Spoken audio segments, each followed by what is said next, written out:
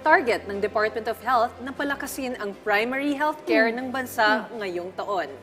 Sa pamamagitan ito ng paglagay ng National Ambulatory and Urgent Healthcare Center sa mga lugar na malayo sa mga ospital. Ayon sa DOH, patatakbuhin ito ng parang Rural Health Center o Barangay Health Center ng mga LGUs.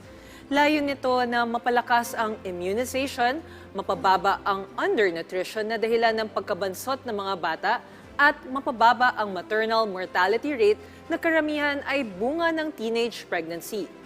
Target din ng DOH na maabot ang zero deaths sa tuberculosis o TB at mapababa ang bilang ng mga naimpeksyon ng HIV. Gagamit din ng teknolohiya sa ambulatory centers para malapit sa publiko ang specialty hospitals sa pamamagitan ng telemedicine.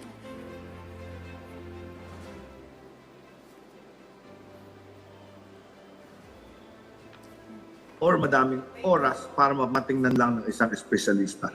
And of course, tuloy-tuloy yung mga proyekto na pinagagawa ng Pangulo, yung pagpatatayo ng multi-specialty center. In fact, meron na tayo sa Clark na iga-groundbreak this January at meron din tayong pinaplanong hospital na do-donate ng private sector dyan po sa Carmona, Cavite